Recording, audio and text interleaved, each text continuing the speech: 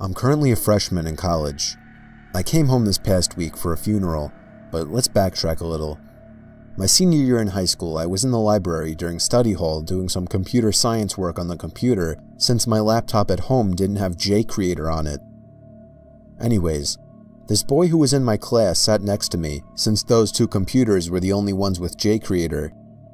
He was a really tall, very pale boy. He had long black hair that covered one of his eyes. He wore an anti-flag tee, ripped jean jacket, and Doc Martens. He never spoke to anyone in class, and I'd never seen him with anyone else. So I took a seat, and he looked up at me like I committed murder. I quickly looked away and started rummaging through my bag as a distraction. As my head was down, I heard him chuckle and then mumble, "Of course." I froze with my head still down towards my bag. I just dismissed it as him talking to his computer, as code can be quite frustrating. I sat back up and quickly typed in my login details. To break the awkwardness, I said, "She assigns too much homework, I can barely keep up." His eyes stayed locked on the computer screen. "You want the answers, don't you?" I laughed and said, "No thanks, I won't learn anything that way." Usually I would have said yes, but I didn't want to see his evil stare again. It was like he was staring into my soul. He laughed again, in that creepy laugh. So creepy that I had to close my eyes and cringe. I opened them and looked over to see him gone. The strange thing was he left his flash drive. I waited about 10 minutes to see if he would come back, but he didn't. Study hall ended at 1 and it was 12:50. I decided I would take it and give it back to him tomorrow in computer science class. I threw it in a little box above my bed. Gotta admit, it was an awesome flash drive. It was a Swiss Army knife with a flash drive in the middle. Here's the crazy part. After that, he never came to school again. He was notorious for being absent, so for the first month no one batted an eye. However, May rolled around and we were all getting ready to graduate. I had completely forgotten about the flash drive, until 2 days ago when I came home.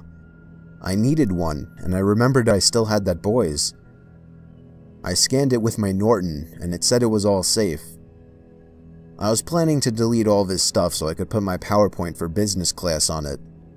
Naturally, however, I started snooping through his files. The first thing I saw was a folder named Computer Science. I opened it, and all the answers to every assignment was there. I thought, damn, maybe that's why he left it, so I could copy off of him. Maybe because he knew he was never coming back. I went back, and the second folder was music. I kinda had to open that one to see what he listened to. Surprisingly, not what I expected. There were only 3 songs. Running on Empty by Jackson Browne, White Rabbit by Jefferson Airplane, and Helter Skelter by the Beatles. I went back again. There was an untitled folder. Inside it was AP Literature. There were a bunch of essays and various junk. There was one called The Best.Doc. I opened it, and it was merely a 10-page document of notebook pages filled entirely with his first and last name, handwritten. I went back again. This is where it gets weird. He had taken pictures of the emergency escape plan posters on the door in every classroom.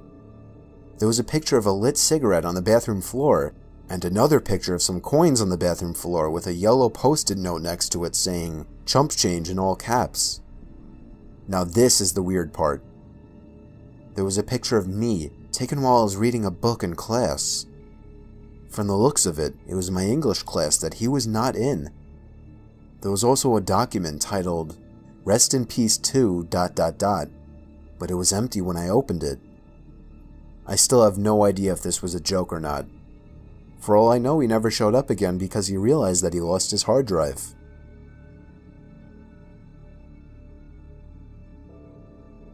This story happened a few years back to me and a friend who I'll call Allie. We're now both 15, making us 12 when this story occurred. Okay, so me and Allie have been friends since 2nd grade, and we would usually spend all weekends and free time together. We always have been into paranormal and ghost stuff.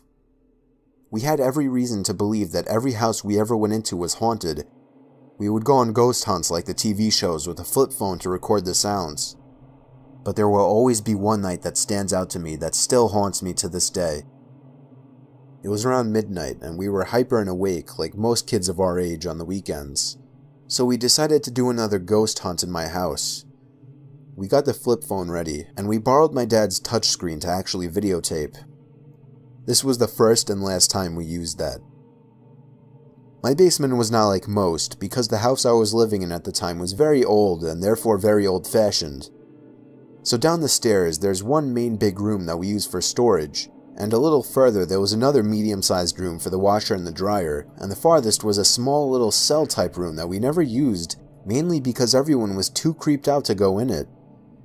Me and Allie walked down the stairs, turned on the camera and flip phone recorder, and we started asking the usual questions you would see on TV, like, is there anybody here? Give me a sign if you're here, and that type of thing.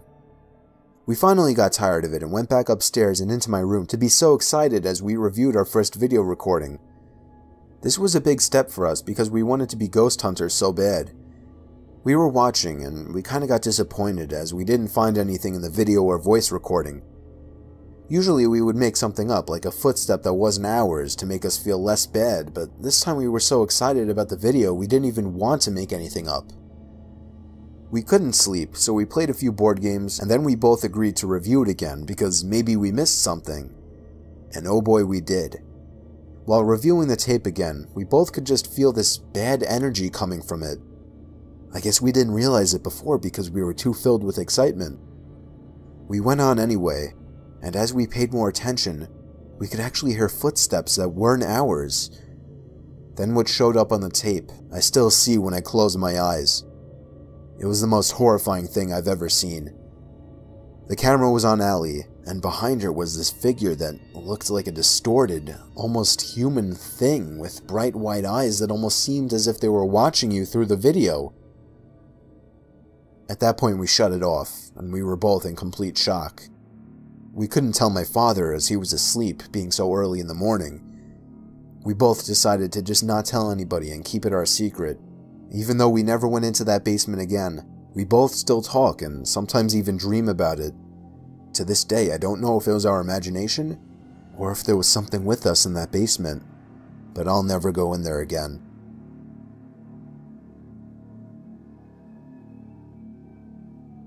So this all happened during Halloween in 2014.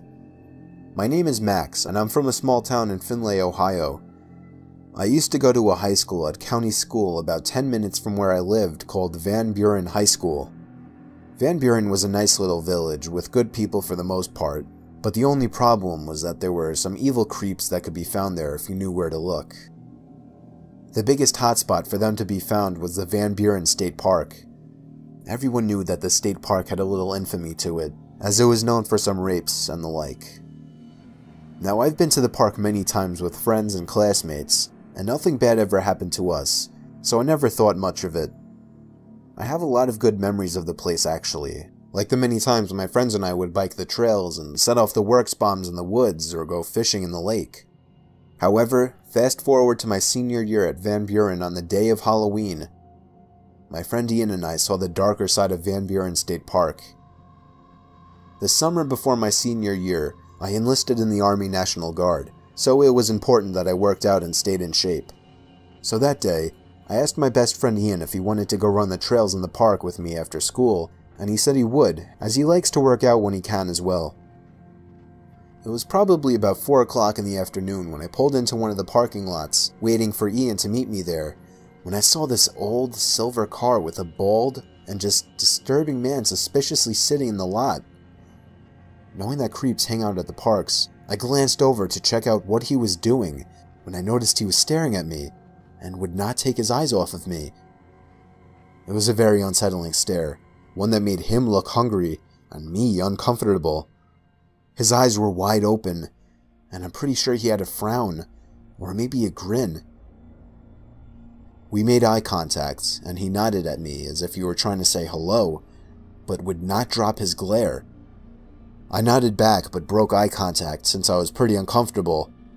However, I noticed out of the corner of my eye that he was still staring. At this point I had enough and I sped out of there and pulled out of the parking lot. but when I looked in my rearview mirror, I saw he was following me. This made me floor my gas pedal, and I sped to my high school parking lot where I lost him.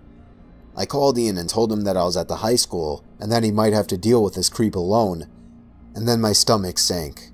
I got a text from Ian saying here, so I made my way back there, and sure enough, right when I pulled in, I saw Ian's car, and 2 spaces away was the scary bald guy in the silver car, still staring. I nodded to Ian for him to follow me in his car to a different parking lot at the park, and we made our way over there. We were safe, or so we thought, and got out of our cars to walk down the hill to check out the trails before we ran them. I don't really like to run with items in my pockets, so we began to walk back up the hill when we saw that old silver car circling in the lot looking for us. At the angle we were at on the hill, he must not have been able to find us, although we could see him. We waited a few minutes before walking up the hill because we figured the 2 of us, who were athletes, could take on this one guy. As we reached the top of the hill, he was gone. Feeling pretty safe, Ian and I decided to still run the trails, but I made sure to grab a rock to use as a weapon for my own peace of mind, in case we would run into the possible rapist or killer in the woods. I'll never know the man's intentions, but given that place's notoriety and his disturbing look, it couldn't have been good. Nowadays I've graduated Van Buren, and I'm an infantryman in the National Guard while attending Bowling Green State University. Sometimes when I go back home to visit, I like to go for drives at night, and sometimes I like to check the state park just to see what monsters lurk there. I'm always armed with a knife, and I'm in good shape, but it still makes me uneasy. I'm sure one of these days I might encounter something like that again. But I'm not stupid or crazy, because as soon as I do, I'm hightailing it out of there once again. So as for anyone else, make sure that if you go camping or hiking at state parks, that you are somehow armed, no self-defense, and never go alone. In my room next to my bed is a big storage closet.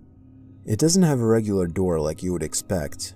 It's a kind of big square door without a knob that just comes off when you grab it by the edges. So rewind to several years ago when I was 19. I remember the first time it happened. I went to sleep and woke up in the morning to find that the door had been opened and was leaning on the wooden edge of my bed. Now this wasn't the strangest thing ever, as it had happened in the past. After all, there were no hinges or anything holding the door in. I pushed the door back into the wall and got ready for school.